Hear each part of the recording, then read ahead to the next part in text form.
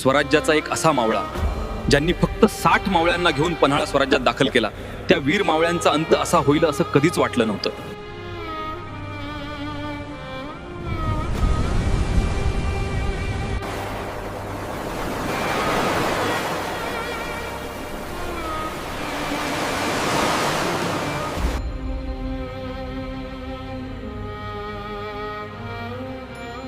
राजे, तुम्ही काळजी करू नका.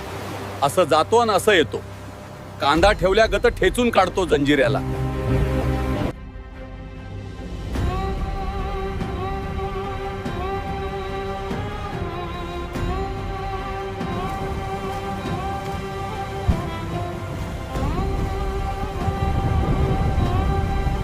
शंभू बाळा, माफ कर रे मला.